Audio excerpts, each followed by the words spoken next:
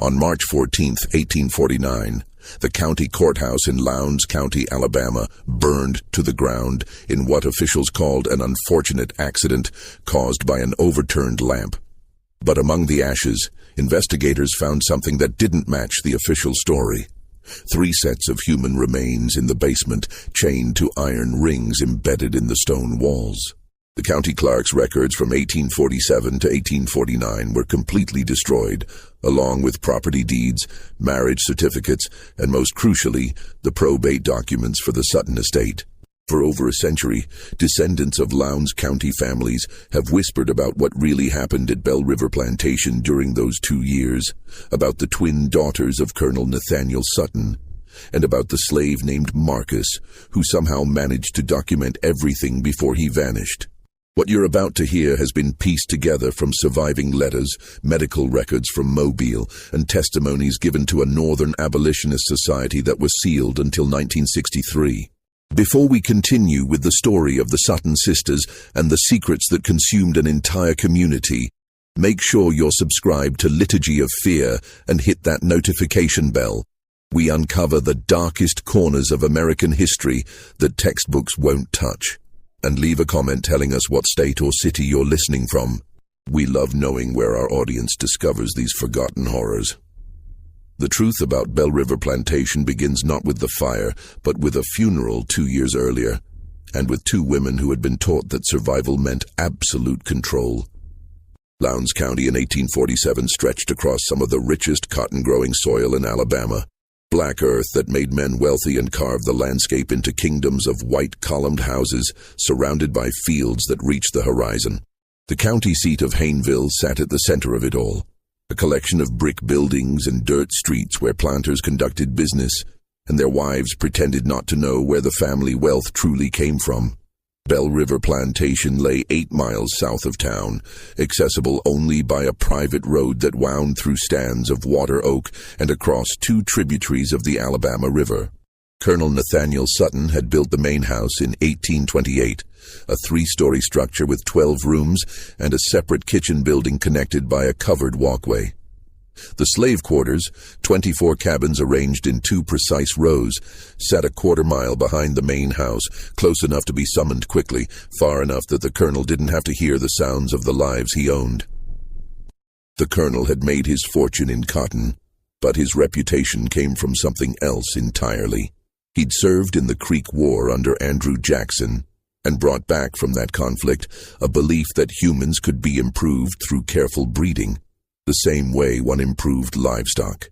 His library contained medical texts from Philadelphia, agricultural journals from Virginia, and personal correspondence with men at universities who shared his convictions about racial hierarchies and biological destiny.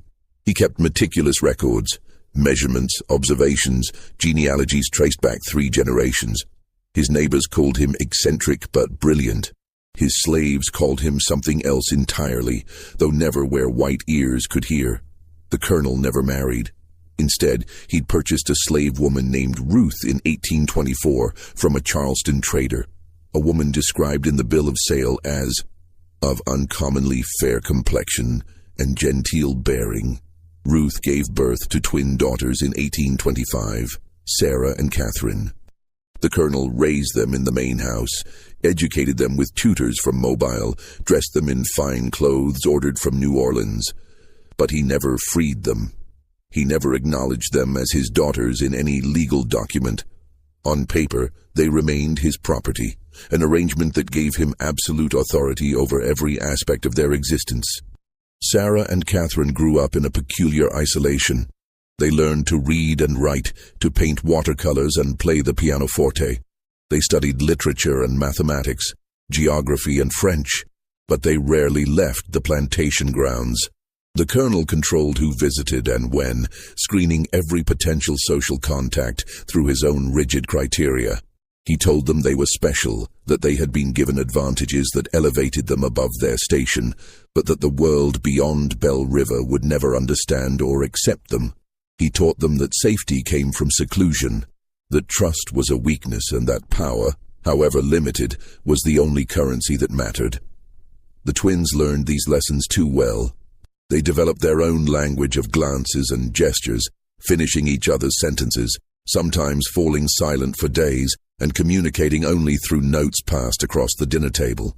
They wore identical dresses in coordinating colors, Sarah in deep green, Catherine in midnight blue. They read the same books at the same pace, one starting at the front, one at the back, meeting in the middle. They shared everything: hairbrushes, jewelry, secrets, and eventually something darker. Their mother Ruth died in 1839, officially from pneumonia, though the slave quarters whispered about bruises on her arms and fear in her eyes during her final weeks. After her death, the colonel's control over his daughters tightened like a noose. He installed locks on their bedroom doors that could only be opened from the outside. He required them to submit weekly written reports on their activities, their thoughts, their dreams. He began testing them, leaving valuables in obvious places to see if they would steal, introducing them to male visitors to observe their reactions, creating situations designed to reveal any hidden rebellions. The plantation itself prospered through these years. By 1847, the colonel owned 63 enslaved people whose labor produced 142 bales of cotton annually. He sold his crop through factors in Mobile and invested the profits in more land, more slaves, more books for his ever-growing library. The slave population at Belle River had an unusual demographic profile and disproportionate number of light-skinned individuals, more children than the birth rate should have produced, and a disturbing pattern of families separated and sold away just as children reached adolescence. The overseer, a man named Jonas Pritchett, had worked at Belle River for 15 years. He lived in a cottage near the slave quarters and carried out the colonel's orders with mechanical precision. Pritchett kept his own records: punishment logs, work assignments, dietary restrictions for slaves the colonel had designated for his breeding program. These notebooks, written in Pritchett's cramped handwriting, documented atrocities with the casual tone of farming reports. Which women were forced into which cabins, which children were sired by which men, which pregnancies were terminated and by what methods. In the main house, Sarah and Catherine understood more than their father realized. They read his journals when he traveled to Mobile on business. They listened at doors and gathered fragments of conversations between Pritchett and the colonel. They knew what happened in the quarters after dark, knew which of the slaves were their half-siblings, knew that their father viewed human beings as experimental subjects in his personal laboratory of racial theory, and they learned to hate him with a cold, patient fury that would have terrified him if he'd recognized it. The morning of February 3rd, 1847 arrived with unseasonable warmth, temperatures climbing into the low 60s even before noon. Colonel Sutton had spent the previous evening in his study, working by lamplight on correspondence with a professor at the Medical College of South Carolina. The household staff noticed nothing unusual when he failed to appear for breakfast. He often worked through the night and slept late. It was Pritchett who found him at 10:30, slumped in his leather chair with papers scattered across his desk. The colonel's face had a greyish tinge, and when Pritchett touched his hand to wake him, the skin felt cold and waxy. "Doctor." Amos Grayfield arrived from Hayneville 2 hours later and pronounced Colonel Nathaniel Sutton dead, estimating the time of death as sometime between midnight and dawn. "Heart seizure," Dr. Grayfield declared, barely glancing at the body. Man was 56 years old, worked himself to exhaustion. I'd warned him about his choleric temperament and excessive mental strain. The heart gives out. Simple as that. But several details didn't align with this tidy diagnosis. The colonel's dinner tray, brought to the study at 8 o'clock the previous evening, sat on a side table with the food barely touched. A cup of coffee, long since gone cold, showed a peculiar residue at the bottom, a fine sediment that glittered faintly in the lamplight. The colonel's final letter, addressed to his attorney in Mobile, remained unfinished mid-sentence. "I have made certain arrangements regarding the future of my daughters, which must be executed precisely as stipulated, for their own protection and for the preservation of my life's work. Should any person attempt to—" The sentence ended there, the pen trailing off the page, as if his hand had suddenly lost strength. Sarah and Catherine stood together in the hallway outside their father's study, wearing matching black mourning dresses that they'd somehow procured despite having no prior knowledge of his death. Their faces showed no tears, no evidence of shock or grief.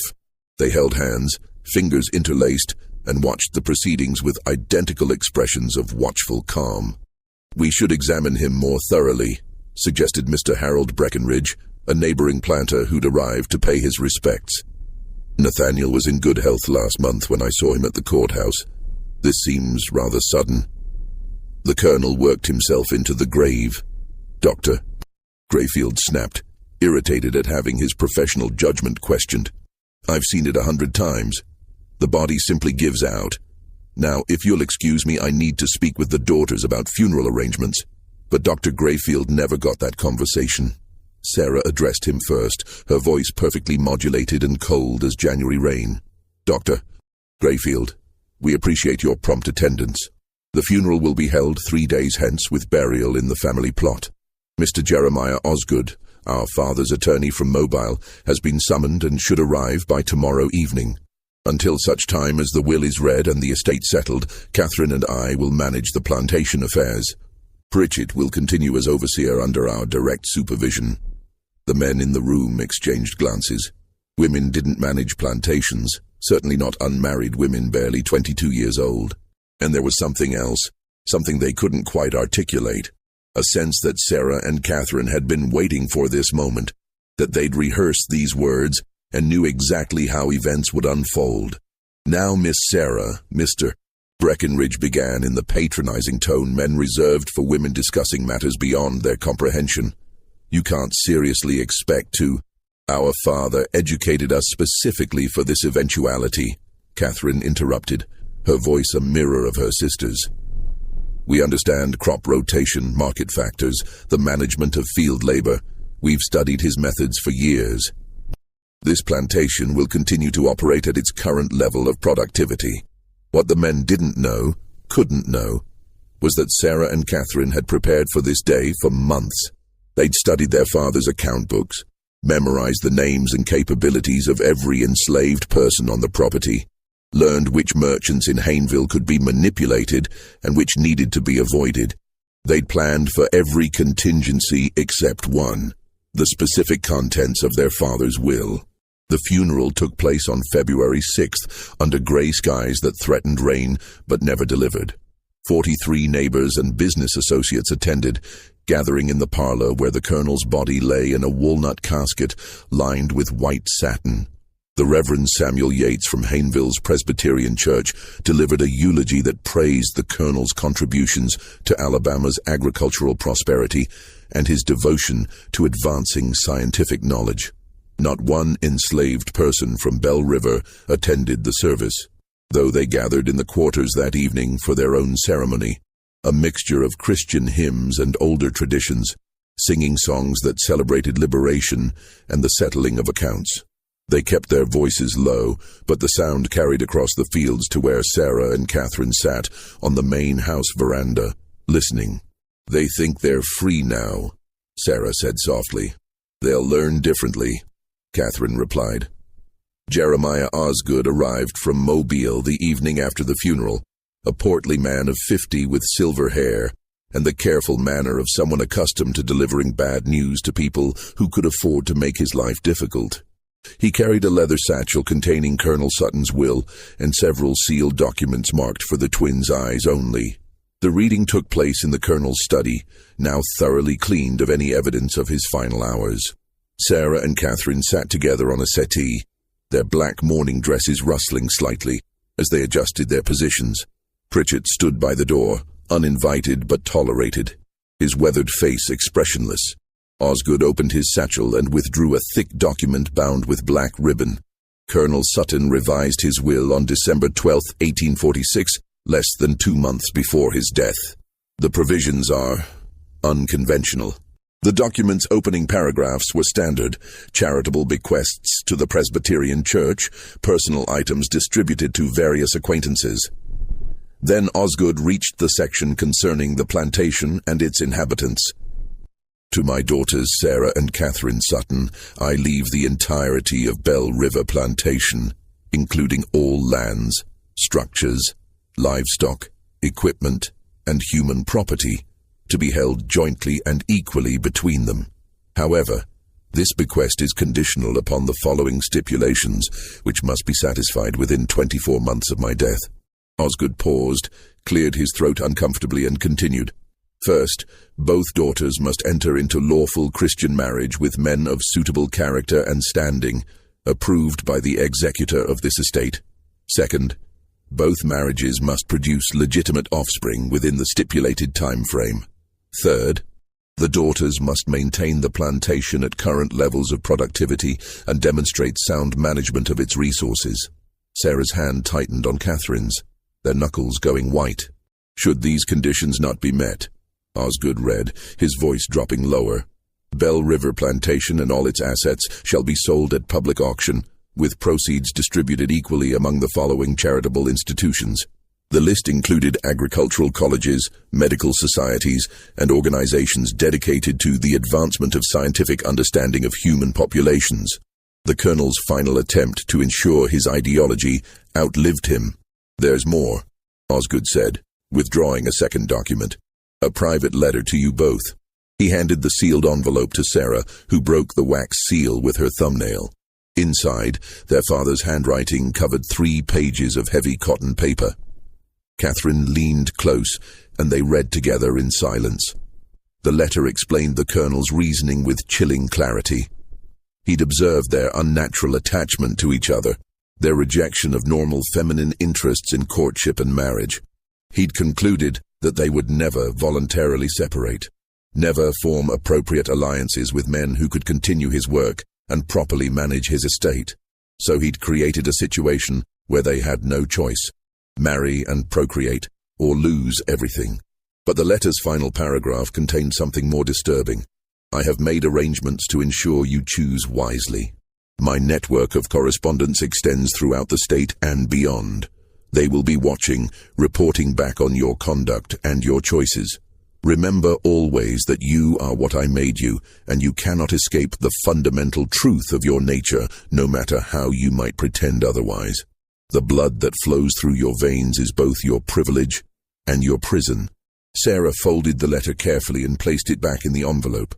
When she looked up at Osgood, her expression betrayed nothing. We understand the terms. Who serves as executor? I do, along with Mr. Breckenridge as co-executor. We're charged with approving any marriage proposals and ensuring the conditions are met. 24 months, Catherine said. That gives us until February 1849. Correct. I must say, ladies, your father's provisions are highly irregular. Most attorneys would have counseled against. Our father's mind was entirely his own, Sarah interrupted. We'll comply with his wishes. Now, if you'll excuse us, we have plantation business to attend to. After Osgood left, promising to return in 6 months to assess their progress, the twins remained in the study. They sat in their father's chair, Catherine on the seat, Sarah perched on the armrest, and looked at the walls lined with journals and medical texts, at the ledgers documenting 2 decades of human experimentation disguised as agricultural management. We can't find suitable husbands in 24 months, Catherine said finally. He knew that. He designed this to fail. Not if we control every variable, Sarah replied. Father taught us that much. He believed humans could be bred like livestock, that every aspect of reproduction could be managed and directed. We'll prove him right, just not the way he intended. What are you suggesting? Sarah stood and moved to their father's desk, pulling open the bottom drawer where he'd kept his most private records. She withdrew a leather-bound journal and flipped it open to a page marked with a silk ribbon. Father's breeding logs. He documented everything, which combinations produced which results, which bloodlines he considered superior, which individuals he designated for his program. Catherine joined her, reading over her shoulder. The entries were clinical, dehumanizing, describing people as if they were cattle. Purchased male, approximately 25 years, from Williamson Estate. Good teeth, strong back, quick to learn tasks. Letters visible on back indicate prior ownership in Virginia, paired with female number 4. Results: 1 male child, sold 1837. 1 female child, retained for future breeding. "He was a monster," Catherine whispered. "He was," Sarah agreed. "But he was also thorough, and somewhere in these records is the solution to our problem." Over the following weeks, Sarah and Catherine absorbed themselves in their father's documentation. They discovered the full scope of his obsessions: journals spanning 20 years, detailed genealogies, physical measurements, observations on temperament and capability. He treated Bell River as a laboratory, its enslaved population as experimental subjects, all in service of his theories about racial hierarchies and human improvement. But within that documentation they found something unexpected: evidence of intelligence, resilience, and resistance among the very people their father had tried to reduce to data points. Slaves who'd taught themselves to read despite prohibitions. Women who'd used herbs and folk knowledge to control their own fertility, quietly subverting the Colonel's breeding program. Men who'd sabotaged equipment and slowed productivity in ways that appeared accidental. Their father had noted these deficiencies without recognizing them as acts of rebellion. One name appeared repeatedly in the later journals, always with annotations of frustration: Ruth, their mother. The Colonel had purchased her expecting a compliant bearer of children for his experiments. Instead, he'd found a woman who resisted him in subtle, persistent ways, teaching her daughters to read when he was away, whispering to them about the life she'd known before slavery, planting seeds of doubt about his absolute authority. "She tried to protect us," Catherine said, tracing her finger over their mother's name in the ledger. "Even when she couldn't save herself." "Then we owe her more than survival," Sarah replied. "We owe her victory, but victory required resources, time, and one more element they didn't yet possess: a man they could control completely, whose presence would satisfy the letter of their father's will while violating its spirit entirely." The solution arrived in late April, though they didn't recognize it immediately. The spring auction in Hayneville drew sellers and buyers from across central Alabama, transforming the courthouse square into a marketplace of human misery. Enslaved people stood on a raised platform, while white men examined them like livestock, checking teeth and muscle tone, asking invasive questions about work history and health. The air smelled of dust and sweat and fear. Sarah and Catherine attended with Pritchett, ostensibly to purchase additional field hands for the expanded acreage they planned to cultivate. They wore black veils, still in mourning, which gave them anonymity in the crowd and allowed them to observe without being observed too closely. The morning sales proceeded predictably. Field workers going to plantation owners, domestic slaves to town families, children torn from parents and sold to different buyers. Then, shortly before noon, something unusual appeared on the auction block. "Next lot," the auctioneer called. "Property of the Granville estate, recently deceased. One male, age approximately 28, name of Marcus. Got his letters, can figure, worked as a house servant and tutor to the Granville children. No history of rebellion, no attempts to run. Starting bid, $1,000. Marcus stood on the platform with straight posture and level gaze, neither defiant nor submissive. He wore clean but worn clothing, and his hands, the hands of someone who worked with ledgers rather than cotton, showed no calluses. His skin was several shades lighter than most of the people sold that morning, suggesting mixed ancestry. But what caught Sarah's attention was something else entirely: the way he scanned the crowd. Not with the defeated resignation she expected, but with calculation, as if he was evaluating potential buyers just as they evaluated him. "Educated slaves are risk," someone in the crowd called out. "Gets ideas above his station. Perfect for a household that needs bookkeeping done," the auctioneer countered. "How many of you can balance your own accounts? Here's a man who can do it for you. Now do I hear 1,000? The bidding opened slowly. Most planters didn't want an educated male slave. Too much potential for trouble, for reading abolitionist newspapers, for forging travel passes. But a few town merchants showed interest, seeing value in someone who could manage their stores or handle correspondence. Sarah leaned close to Pritchett. "Bid. Miss Sarah, we don't need bid." Pritchett raised his hand. 1,000. 1,200. countered a merchant from Montgomery. 1,300, Pritchett called. The bidding climbed to 1,600 before the Montgomery merchant dropped out, shaking his head at the inflated price for a single male slave, educated or not. Sarah had paid more than market value, a fact that would fuel gossip in the weeks ahead. Marcus was delivered to Bell River 3 days later, walking the 8 miles from Hayneville with his few possessions in a cloth bag. Pritchett met him at the plantation entrance and led him directly to the main house, where Sarah and Catherine waited in the study. "You can read and write," Sarah said. It wasn't a question. "Yes, ma'am." Marcus's voice was educated, careful, revealing nothing of what he might be thinking. "You tutored the Granville children. What did you teach them?" "Reading, writing, arithmetic, some geography and history. Whatever their father requested." Catherine circled him slowly, appraising. "The Granvilles were known abolitionists, Quakers, I believe. They allowed their slaves to be educated?" For the first time, something flickered in Marcus's eyes. Wariness, perhaps, or recognition that this conversation was more complicated than it appeared. "Mr. Granville believed all people possessed souls and minds worthy of development, ma'am." "And you?" Sarah asked. "What do you believe?" "I believe I'm standing in front of 2 women who paid too much for me and who clearly have something specific in mind beyond field labor." The twins exchanged glances. Their father had taught them to view enslaved people as objects, incapable of analysis or autonomous thought. Marcus had just demonstrated both within 30 seconds. "We have an unusual situation," Sarah said carefully.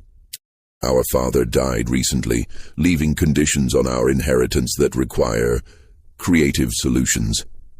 We need someone educated, discreet, and capable of understanding complex arrangements." "What kind of arrangements?" "The kind that must remain private within this household," Catherine replied. "You'll live in the main house, not the quarters. You'll have access to our father's library. You'll be treated well, fed properly, given freedoms that would be extraordinary elsewhere. But in exchange, you'll do exactly what we say, when we say it, without question or hesitation." Marcus was silent for a long moment. When he spoke, his voice was very quiet. "And if I refuse these unnamed terms, then you'll be sold south," Sarah said flatly.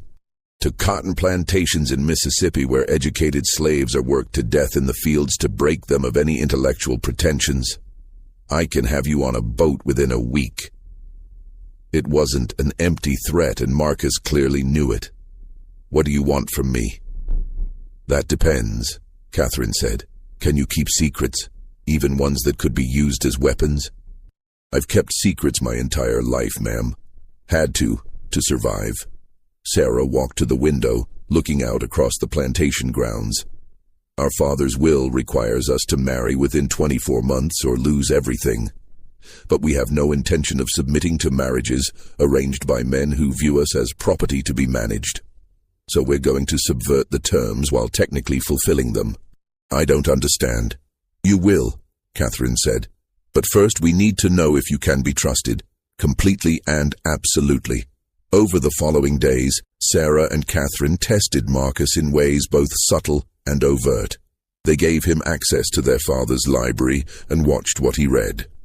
They asked his opinions on political matters and listened for hints of abolitionist sympathies. They observed how he interacted with the other enslaved people at Bell River, whether he attempted to organize or agitate. Marcus proved remarkably adaptable. He kept to himself, spoke carefully, and demonstrated an intelligence that had clearly been honed through years of navigating dangerous social terrain. He understood that educated slaves existed in a precarious position, valuable enough to be kept, dangerous enough to be feared. What the twins didn't know, couldn't know yet, was that Marcus had his own secrets and his own agenda. The Granvilles had indeed been Quakers with abolitionist leanings. More than that, they'd been part of an informal network that collected testimony from enslaved people about the realities of plantation life.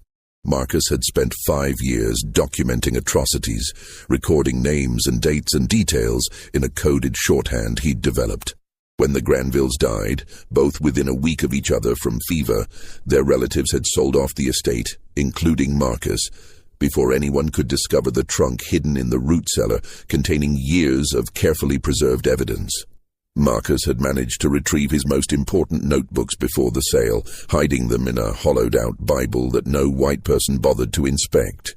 He'd been bought and brought to Bell River expecting another period of careful observation and documentation. Instead, he found himself at the center of something far stranger and potentially more dangerous. By mid-May, the arrangement had clarified. Marcus would serve as the twins' private secretary, managing household accounts and correspondence. But more than that, he would be their confidant in a scheme they hadn't yet fully explained. Sarah revealed their plan one evening in early June, after the house slaves had retired to their quarters and the three of them were alone in the study. "Our father's will requires us to marry and bear children within 24 months, she began. "The executors must approve our choice of husbands, men of suitable character and standing. But the will says nothing about the husbands being suitable for us, only that they meet external criteria." "I'm not following," Marcus said. Catherine smiled, and there was something almost feral in it. "We're going to marry men we can control completely. Elderly men, or sickly ones, or men desperate enough for the connection to a wealthy plantation that they'll agree to any terms. Men who will give us legal legitimacy without interference in how we run Bell River." "And the children?" Marcus asked, though he was beginning to understand. "Biology is biology," Sarah said bluntly. "Our father spent 20 years proving that. Lineage can be strategically managed. The executors need to see marriages and pregnancies. They don't need to see what happens behind closed doors." The full implications hit Marcus like cold water. They wanted him to father their children, to create the appearance of legitimate heirs while the twins maintained control through marriages that existed only on paper.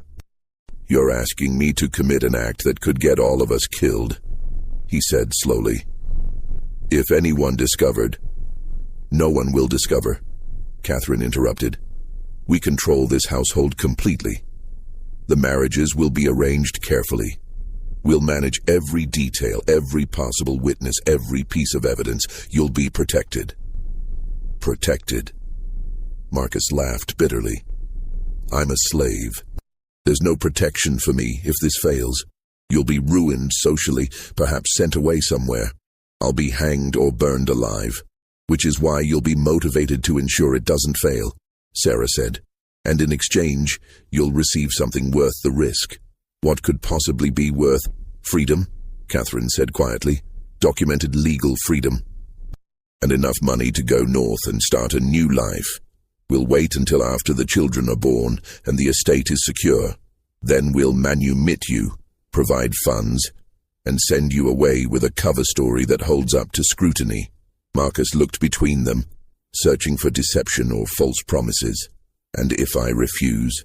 "You won't," Sarah said with certainty. "Because you want freedom more than you fear death, and you're smart enough to recognize this as your only real chance." She was right, and he knew it. But there was something else at play, something the twins hadn't considered. Marcus saw in their scheme not just a path to personal freedom, but an opportunity to document and expose the entire system. If he could gather evidence about the Sutton family's secrets, about the Colonel's experiments, about the network of planters and overseers who'd collaborated in decades of atrocities, he could send that information north and strike a blow against the institution that had stolen his life. "I'll do it," he said finally, "on one condition." "You're not in a position to make conditions," Catherine said. "I am, if you want my cooperation rather than my resentful compliance.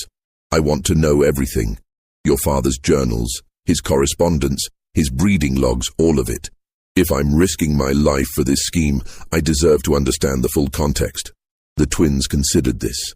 Giving Marcus unrestricted access to their father's papers was dangerous, but refusing might create exactly the resentful compliance he'd mentioned. "Agreed," Sarah said. "But you'll study them here, in this room under our supervision. Nothing leaves this house." "Acceptable," What none of them said aloud was that they'd each just made a bargain with someone they didn't fully trust, gambling their futures on a deception so audacious it could only succeed if every element aligned perfectly. And in Lowndes County, Alabama in 1847, perfection was in very short supply. Aumento de tensión. The summer months brought oppressive heat to Bell River, the kind that made the air thick as syrup and turned every physical task into an ordeal. But inside the main house, behind closed shutters and drawn curtains, a different kind of pressure built. Sarah and Catherine began their search for suitable husbands with the cold calculation their father had taught them. They needed men who met the executor's criteria for character and standing, while being vulnerable enough to manipulate. They compiled a list from Osgood's suggestions and their own observations of Lowndes County society. The first candidate was Mr. Edmund Varley, a 68-year-old widower whose cotton operation had struggled since his sons moved west to seek opportunities in Texas. Varley had been a friend of the Colonel's and expressed immediate interest when approached about a potential match with one of the twins. "A beautiful opportunity," he declared during his first visit to Bell River in July, his watery eyes roaming over Catherine with an expression that made her skin crawl. "Union of two fine properties, continuation of your father's legacy. I'd be honored to guide you through the complexities of plantation management." Catherine smiled and said nothing. After Varley left, she scrubbed her hands raw in the wash basin as if she could remove the memory of his palm on her arm during the tour of the grounds. "He'll do," Sarah said clinically. "He's desperate to restore his reputation after last year's failed crop. He'll agree to any prenuptial terms to secure the connection." "I can't," Catherine whispered. "Sarah, I can't let him touch me." "He won't. That's the point. The marriage is legal fiction. Marcus fathers the child, Varley gets credit, and we maintain control." But arranging two such marriages proved more complex than anticipated. The executors, particularly Breckinridge, had strong opinions about suitable matches. When Sarah suggested she might marry a merchant from Mobile, a man of 42 with moderate success in the cotton trade, Breckinridge rejected him immediately. "Unsuitable background," he declared. "Your father intended you to marry into established planter families, not commercial classes. The man's grandfather was an indentured servant, for God's sake." The twins pushed back, arguing that the will's language didn't specify planter families, only men of suitable character and standing. But Breckinridge held firm, threatening to petition the courts to clarify the will's intent if they continued pushing inappropriate candidates. "He's trying to force us into marriages that benefit him," Sarah fumed after one particularly contentious meeting. "He has sons, you realize. He's probably angling to marry one of us off to his own family." While the marriage negotiations dragged on, Marcus immersed himself in Colonel Sutton's papers. What he found there exceeded his worst expectations. The Colonel's breeding program had operated for 2 decades with systematic brutality. He'd forced specific pairings, sold away children who didn't meet his criteria, and separated families with no consideration for human bonds. He documented everything in clinical language that dehumanized people into data points. Female number 7 shows resistance to breeding assignments. Recommend increased discipline and isolation to induce compliance. But the journals also contained something else, evidence of a network. The Colonel hadn't worked in isolation. He corresponded with other planters, with medical professionals, with academics at Southern universities. They exchanged research findings, compared methodologies, and discussed ways to advance their theories about racial hierarchies and human improvement. Marcus began making careful copies of the most damning entries, using paper Sarah provided for household accounts and writing late at night when the twins had retired. He developed a system for hiding his copied pages inside a hollowed-out section of his mattress, building a secret archive that would eventually travel north. But he also began to notice something the twins didn't mention: the pattern of illness among Bell River's enslaved population. In late July, 3 women in the quarters developed symptoms: lesions, fever, progressive weakness. Pritchett reported it casually, suggesting they be isolated and given minimal care until they recovered or died. But Marcus had read the Colonel's private medical notes and recognized what he was seeing: syphilis. The Colonel had infected multiple women, either deliberately as part of his research or through his systematic sexual abuse. Now the disease was spreading through the quarters, passed between couples, transmitted from mothers to infants. Marcus brought his findings to Sarah and Catherine one evening, laying out the medical texts he'd found with their father's annotations. Your father gave them syphilis. Either he contracted it himself and spread it, or he exposed them deliberately. The journals suggest both. And it's killing them. Catherine's face went pale. How many? At least 7 showing symptoms now, but syphilis can remain dormant for years. There's no way to know how many are infected without proper medical examination, and even then, he trailed off, the futility evident. Sarah stood abruptly and walked to the window, her back rigid. Can it be treated?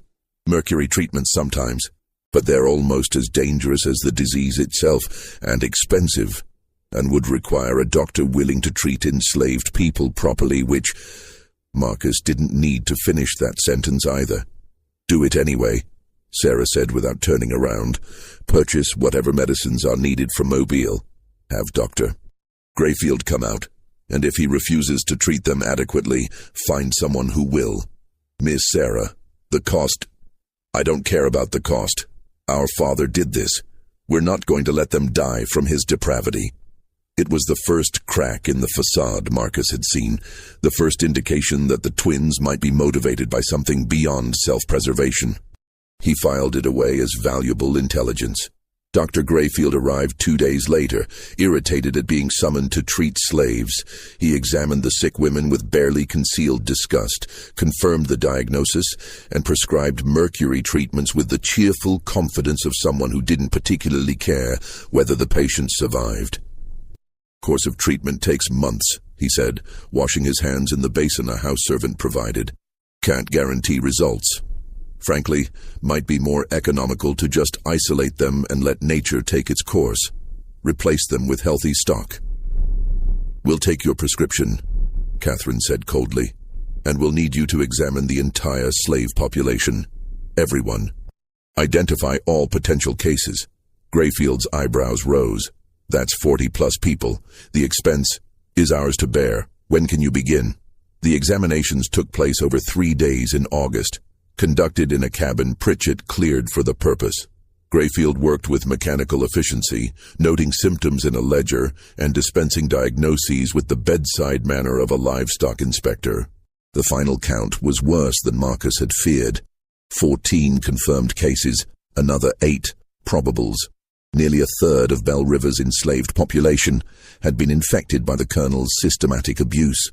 Sarah and Catherine absorbed this information in silence.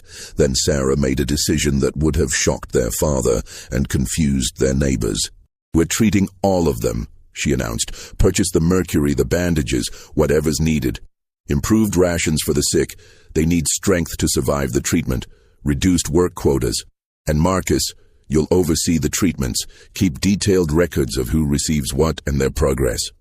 Miss Sarah, Pritchett objected, this is going to cost thousands of dollars and reduce productivity significantly.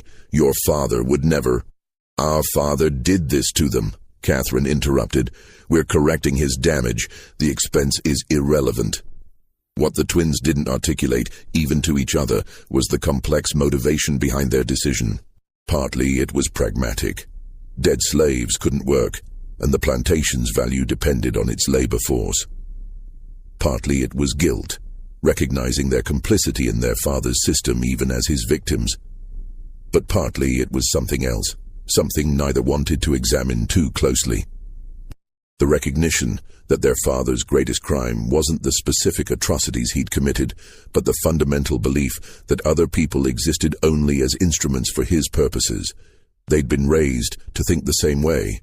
Now, confronted with the human cost of that worldview, they were being forced to choose what kind of people they would become.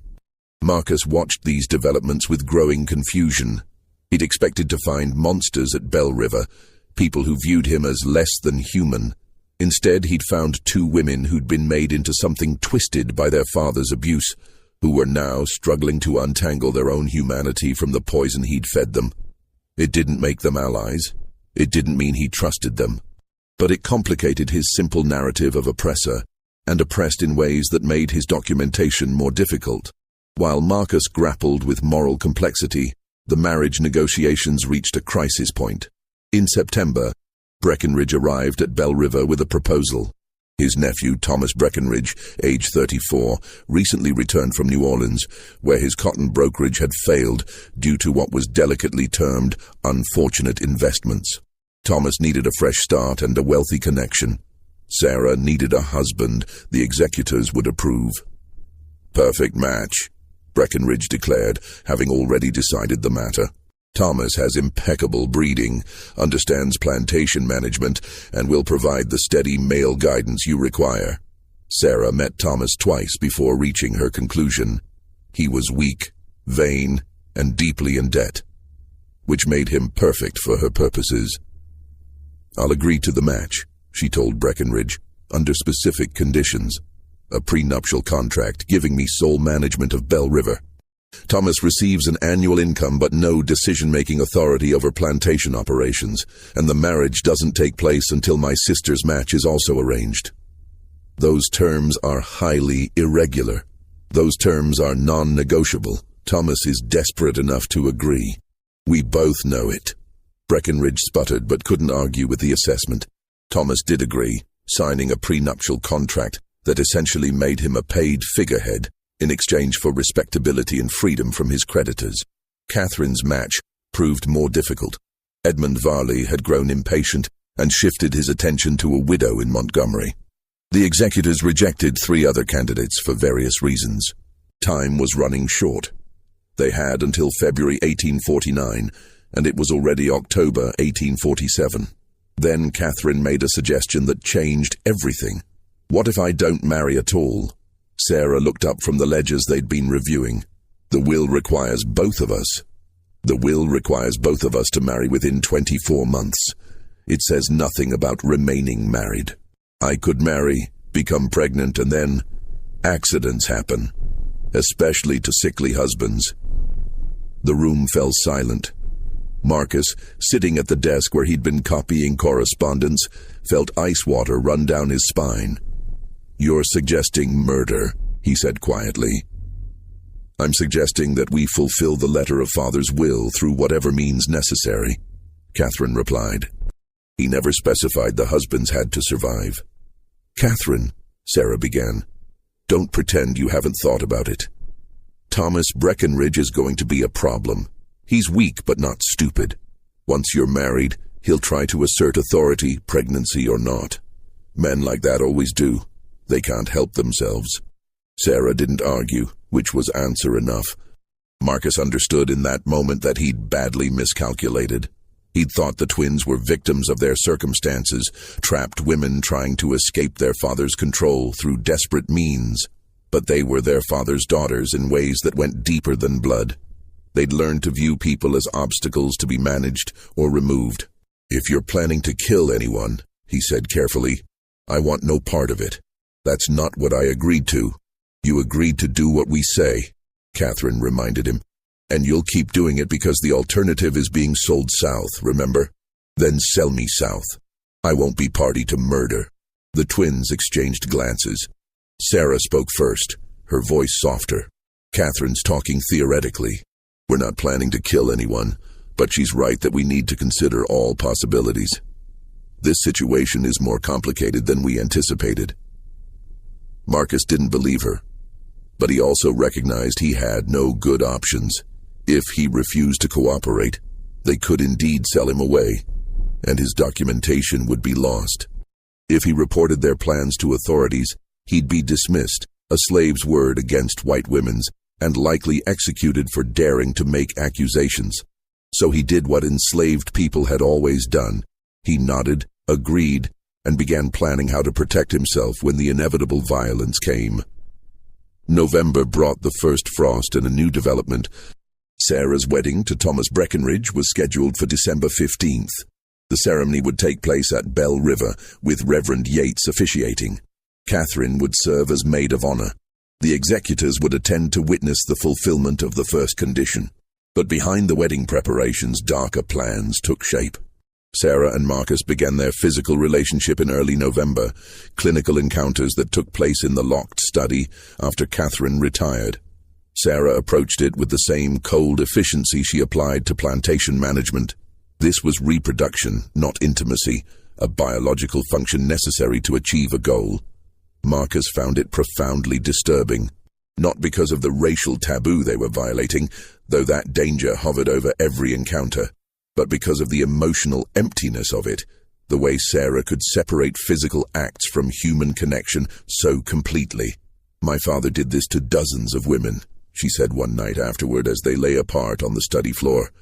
"Forced them into exactly this situation. And I swore I'd never be like him. Yet here I am." "You're not forcing me," Marcus said, though it wasn't entirely true. The threat of being sold south hung over everything. "Aren't I? You're enslaved. By definition, you can't consent. I tell myself this is different because I'm offering you freedom afterward. Because we're partners in this deception. But we're not partners. I own you. There's no consent possible in that dynamic." It was the most honest thing she'd said to him, and it made everything worse because it meant she understood exactly what she was doing and did it anyway. By mid-November, Sarah was pregnant. Dr. Grayfield confirmed it during a visit to check on the syphilis treatments. The executors were delighted. One condition satisfied, one more to go. Thomas Breckenridge, who'd arrived at Bell River 2 weeks earlier to prepare for the wedding, accepted the news with the oblivious pleasure of a man who believed his own virility explained everything. Catherine's situation remained unresolved. She'd rejected 6 potential husbands, frustrating the executors and running the calendar dangerously close to the deadline.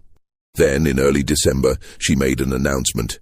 "I've found someone acceptable, Mr. Lawrence Kemper, widower, age 51, with a small plantation in Wilcox County. Moderate means respectable reputation, no children from his first marriage. I'll need to meet him," Breckenridge said. "Of course, he'll visit next week." Lawrence Kemper arrived on December 8th. A thin, nervous man with graying hair and a persistent cough that suggested consumption.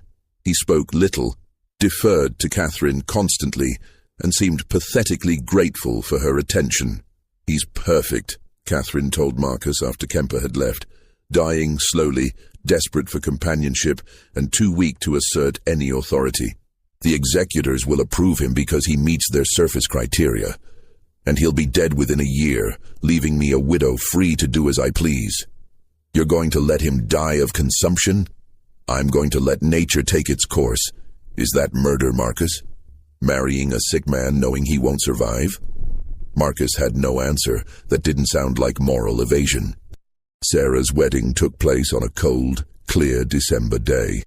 40 guests attended, filling Bell River's parlor with the smell of perfume and wood smoke from the fireplaces. Reverend Yates performed the ceremony with his usual ponderous solemnity. Thomas Breckenridge looked pleased with himself, clearly believing he'd secured a valuable prize. Sarah wore a dress of ivory silk that Catherine had sewn, and her expression throughout the ceremony was as blank as a porcelain doll's. Marcus watched from the back of the room, technically serving as additional household staff for the event.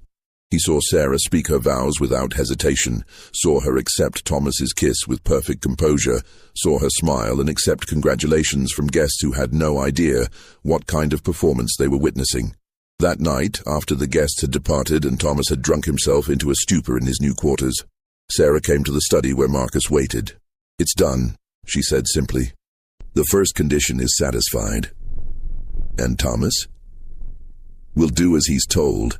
I made that very clear during our wedding night conversation.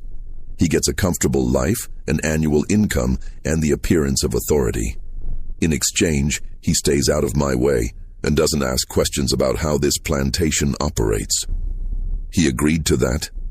He agreed to avoid being exposed as a fraud who embezzled from his business partners in New Orleans. "I purchased his cooperation with threats, Marcus, the same way I purchased yours. I'm my father's daughter, remember?" The bitterness in her voice was new, and Marcus recognized it as dangerous. Sarah was beginning to hate herself for what she was becoming, which meant she might do something unpredictable to prove she was different from her father, or something terrible to prove she didn't care. Catherine's wedding was scheduled for January 20th, 1848. The executors approved Lawrence Kemper after minimal scrutiny. His background checked out, his property holdings were legitimate, and his desperate eagerness to remarry blinded them to any potential issues. But in the weeks between the two weddings, something shifted at Belle River. The house staff began whispering about arguments between the twins, raised voices behind closed doors. Pritchett reported that both women seemed distracted, making decisions about plantation management and then countermanding them hours later. Marcus knew what was happening. The strain of maintaining their deception, combined with Sarah's growing self-loathing and Catherine's increasingly cold calculation, was fracturing their previously united front. It came to a head the night before Catherine's wedding. Marcus was in the study, working on his secret documentation, when he heard screams from upstairs. He rushed up to find Sarah and Catherine in Sarah's bedroom. Catherine with blood running from her nose, Sarah with scratch marks on her face. "She wants to kill him," Sarah shouted when she saw Marcus. "Not just let him die, actually poison him." "He's dying anyway," Catherine screamed back. "Why wait? Why risk him changing his mind about the marriage terms? We dose him with arsenic. He's dead in 6 months. I'm a widow and pregnant, and we're done with all of this." "Because that makes us murderers. Actual, deliberate murderers. We're already murderers. Or had you forgotten the coffee you served Father the night he died?" The room went silent. Marcus stared at the twins, understanding flooding through him with sickening clarity. "You killed your father," he said. Sarah sank onto the bed, her face in her hands. "Arsenic mixed with powdered glass in his coffee. Small amounts over 3 weeks. Made it look like heart failure. Doctor." Grayfield never suspected because he wanted to believe it was natural causes. "We had to," Catherine said, her voice defiant. "He was going to sell Marcus and 3 other slaves to a trader from Mississippi. We overheard him making arrangements. And he was planning to force us into marriages with men he'd selected, men who would have helped him continue his breeding program. We had no choice." "There's always a choice," Marcus said quietly. "Easy for you to say," Catherine snapped. "You're not trapped in a cage built by a man who viewed you as a biological experiment. I'm trapped in a cage too, just a different kind, and I've never killed anyone to escape it." The argument might have continued, but they heard footsteps on the stairs. Thomas, stumbling drunkenly toward his wife's bedroom. The 3 conspirators fell silent, listening to him curse as he fumbled with the door handle, then give up and shuffle away. After he'd gone, Sarah spoke quietly. "We can't do this again. Catherine, if you poison Lawrence, it's over. Someone will notice. Someone will investigate. And all of this, the plantation, our freedom, Marcus's documentation, all of it will be destroyed." "Then what do you suggest? We're running out of time." "We wait. We let nature take its course with Lawrence. We endure. And when it's finally over, when we've satisfied Father's conditions and secured the inheritance, then we decide who we want to be." Catherine didn't answer immediately. When she did, her voice was tired. "I don't know if I can endure anymore. I don't know if there's anything left of me to save." Marcus, watching them, realized he'd been documenting the wrong story. He'd focused on the Colonel's atrocities, the systematic abuse, the breeding program. But the real horror of Belle River wasn't what had been done to enslaved people, though that was horror enough. It was what had been done to the twins themselves, the way their father had twisted them into weapons and then aimed them at each other. They were victims and perpetrators simultaneously, trapped in roles they hadn't chosen, but were now performing with increasing desperation. And Marcus was trapped with them, his own survival dependent on a scheme that seemed more likely every day to end in catastrophic violence. Catherine's wedding to Lawrence Kemper took place on January 20th, 1848, a smaller affair with only 20 guests. Kemper looked skeletal, his cough worsening in the January cold. He needed Catherine's support to walk to the parlor where Reverend Yates waited. The ceremony lasted 12 minutes. When Yates pronounced them married, Kemper attempted to kiss his bride but was seized by a coughing fit that left blood on his handkerchief. "Consumption's got him good," Dr. Grayfield muttered to Breckenridge. "Give him 6 months, maybe less. Lawrence Kemper moved into Bell River that evening, taking a bedroom far from Catherine's. He seemed pathetically grateful for every small kindness, thanking servants repeatedly for bringing him water and stoking his fire. Catherine and Marcus began their encounters in early February. Unlike Sarah's bitter honesty, Catherine treated it as another transaction to be completed efficiently. She scheduled specific times and afterward left without conversation. By March, Catherine was pregnant. Lawrence Kemper, confined to his bed by worsening illness, accepted the news with confused pleasure. "Thank God," he wheezed. "You'll have something to remember me by." The executors visited in April to verify both pregnancies. They found everything in order. Both twins married, both pregnant, cotton production maintained. Breckenridge pronounced himself satisfied. Meanwhile, Marcus spent his nights documenting everything. He now had evidence of the Colonel's breeding program, the syphilis epidemic, the poisoning, and the marriage scheme. But he still couldn't figure out how to get the documents north without being caught. In May, a traveling preacher named Jacob Sturgis arrived, claiming to collect missionary donations. During dinner, Sturgis mentioned spending time in Philadelphia. Marcus caught the emphasis, a known abolitionist center. He made a small hand gesture, a sign used by Underground Railroad operatives. Sturgis paused mid-sentence, his eyes flickering to Marcus, then continued without missing a beat. Later, Marcus approached him near the stable. "I have documents, evidence of crimes. It needs to reach Philadelphia." After consideration, Sturgis agreed. Marcus spent 10 days copying his most crucial documentation onto thin paper, writing in microscopic hand. He documented the Colonel's experiments, the forced breeding, the syphilis epidemic, the poisoning, and his own role in the twins' scheme. He enlisted Isaiah, a field worker, to deliver the documents to Sturgis in Selma. 2 weeks later, Isaiah returned, confirming delivery. Marcus felt simultaneously liberated and terrified. The evidence now existed beyond the twins' control. But if discovered, he was a dead man. Summer brought mounting tension. Sarah's pregnancy advanced normally, though she grew increasingly withdrawn. Thomas Breckenridge took to drinking heavily. Lawrence Kemper lingered in his sick room, attended by patient servants. Then Sarah began visiting Lawrence, bringing him books. He'd been a teacher once, he explained. Before inheriting a plantation, he'd never learned to manage properly. "I'm just a school teacher who wanted to read books," he said weakly. "Is that so terrible?" Sarah had no answer. On August 17, 1848, Lawrence Kemper died in his sleep from consumption. He was buried 3 days later, his brief presence memorialized with a simple headstone. Lawrence Kemper, 1797-1848, he found peace at the end. Catherine was now a pregnant widow, the will's conditions fulfilled. But something changed in her after Lawrence's death, guilt, even though she hadn't actively killed him. In mid-September, a woman appeared claiming to be the Colonel's half-sister, threatening lawsuits if not given a settlement. The twins knew she was a fraud, but before they could act, she approached Pritchett with a bribery offer. Pritchett reported it immediately. Armed with this evidence, the twins confronted the fraud and her lawyer in Hayneville. The meeting was brief and brutal. They left Alabama within 24 hours. But the incident revealed their vulnerability. Until the babies were born, they remained targets. In late October, everything nearly unraveled.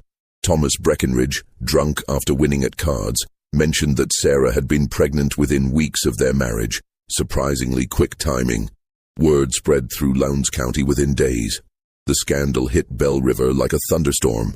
Breckenridge arrived demanding explanations. Sarah made a decision.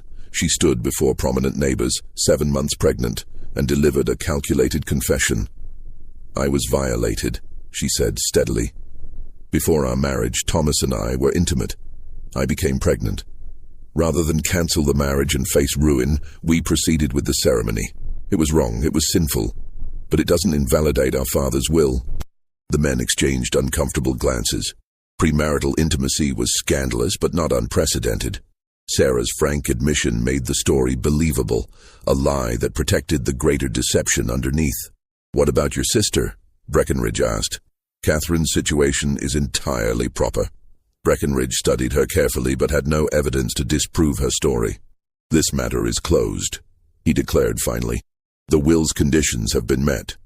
After everyone left, Sarah collapsed in the parlor, her composure finally breaking. Sarah went into labor on November 14, 1848. The labor lasted 18 hours. At dawn on November 15th, a baby's cry pierced the morning silence. "A girl," the midwife announced. "Small but healthy." Sarah lay exhausted against the pillows, her daughter wrapped in blankets beside her. The baby had dark hair and ambiguous features, useful in a house built on lies. "She's free," Sarah whispered. "That's all that matters." Catherine delivered on December 7th after 12 difficult hours, the umbilical cord wrapped around the baby's neck. The midwife worked with calm efficiency until a weak cry confirmed survival. "Another girl," she said. "She's a fighter." Catherine looked at her daughter, darker than Sarah's child, with features requiring careful explanation. "I'm calling her Ruth, after our mother. And mine will be Abigail," Sarah said through tears. "After the grandmother we never knew." The names honored women their father had erased. They were the first decisions the twins had made that weren't calculated for advantage. Simply mothers naming their daughters. The executors visited on December 20th to verify both births and finalize the estate transfer. Breckenridge examined the babies clinically, noted their existence, and pronounced the will's conditions fully satisfied.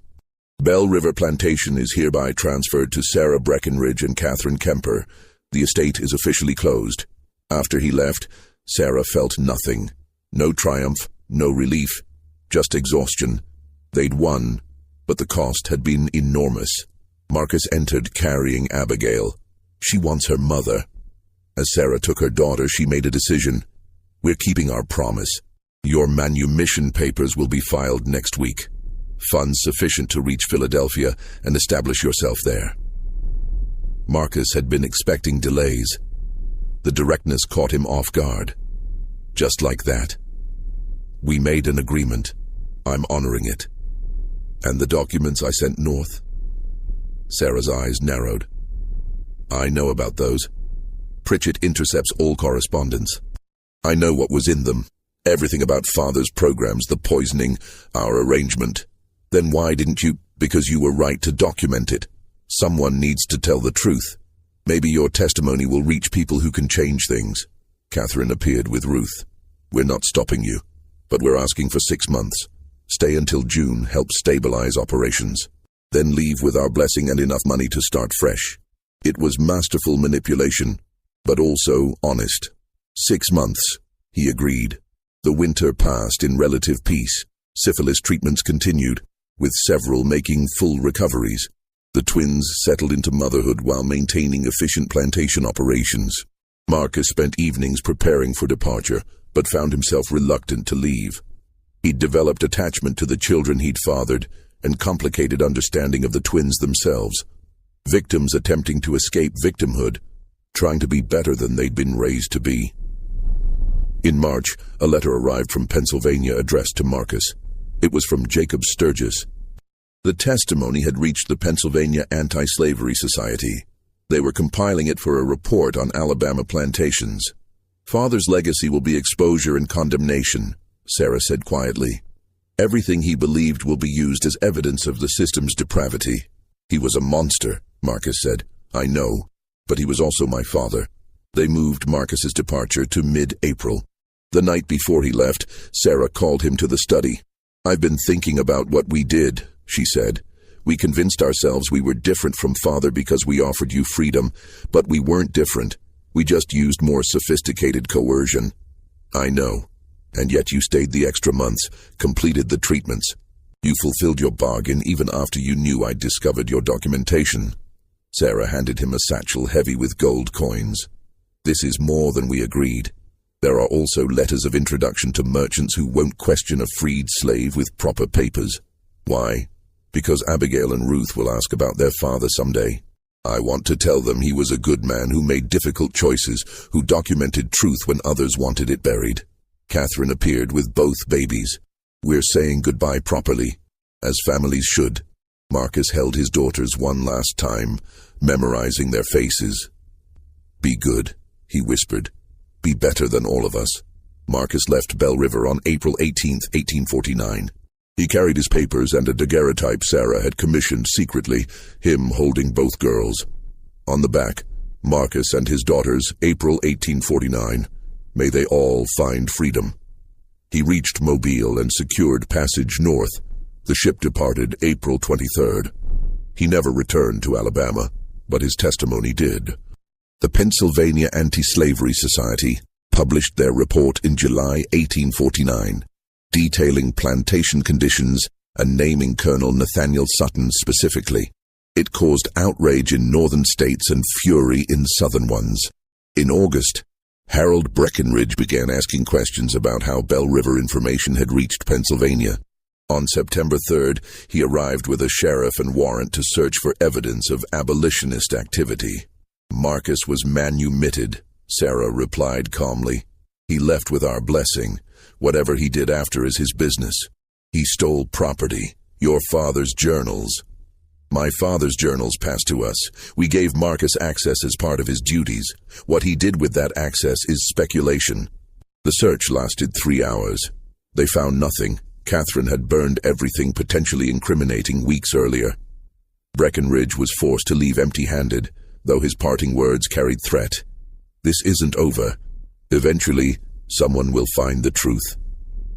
After he left, Catherine said, "We need to disappear." It took 6 weeks. They sold Bell River for immediate cash, manumitted several key people with funds to establish themselves, and sold the remaining population to a Quaker merchant who'd promised transport to free states. Thomas received his property and cash settlement for agreeing never to contest the sale. On October 14, 1849, Sarah and Catherine boarded a ship in Mobile bound for New Orleans, traveling as widows with infant daughters. But before leaving Alabama, they made one final stop. On October 15th, a fire started in the Hayneville courthouse basement. The building burned for 6 hours, collapsing before dawn. 3 bodies were found, identified as vagrants seeking shelter, though no one looked carefully at why they'd been chained in the basement. The investigation concluded an overturned lamp caused the accidental fire. Most county records from 1847-1849 were destroyed. Anyone trying to trace Bell River's history would find only fragments and gaps. Sarah and Catherine reached Wisconsin in December 1849. They purchased a small farm outside Madison using false identities, presenting themselves as widowed sisters starting over. Their daughters grew up knowing only that their mothers had come from Alabama, had escaped difficult circumstances, and that their father had been a good man who'd made sacrifices. Marcus established himself in Philadelphia as a bookkeeper. He never married, never had other children, never spoke publicly about Alabama. But he continued providing testimony and helped transport escaped slaves until the Civil War began. He kept the daguerreotype hidden, taking it out occasionally to look at his daughters' faces. In 1863, a Union lieutenant discovered a sealed trunk in Bell River's ruins containing journals and breeding logs that confirmed everything in the report and added new horrors. The documents became part of the case for why slavery needed complete abolition. Colonel Nathaniel Sutton's legacy became exactly what his daughters predicted: exposure, condemnation, evidence of systematic evil. But the full truth about Sarah and Catherine, about Marcus and the children, remained hidden in burned records and carefully constructed lies. The courthouse fire was never solved, the bodies never identified, the documents never recovered. And the truth about the Alabama twin sisters who shared one male slave between them until they both got pregnant remained buried in ash and silence for over a century. Some historians claim the story is fabricated, that no records exist to support the alleged events. Others point to the Pennsylvania Anti-Slavery Society's report and argue that where there's documentation, there's truth. But perhaps it doesn't matter whether every detail is verifiable. What matters is what the story reveals about the system that made such events not only possible, but almost inevitable. A system built on treating human beings as property, on using violence and deception as tools of control. The Sutton twins, if they existed, were both victims and perpetrators. Marcus, if he lived, was both collaborator and resistance fighter. The children inherited a legacy of trauma and survival, guilt and resilience. And the rest of us inherit the responsibility to remember, to examine, and to ensure that the conditions that created such horrors never exist again. What do you think of this story? Do you believe everything was revealed, or are there still secrets buried in those burned records? Leave your comment below with your thoughts on what really happened at Bell River Plantation. If you enjoyed this tale and want more dark mysteries from forgotten American history, subscribe to Liturgy of Fear, hit that notification bell, and share this video with someone who appreciates the disturbing truths hidden in our past. The next story might be even more unsettling than this one. Until then, remember that history's darkest chapters are often the ones people tried hardest to erase.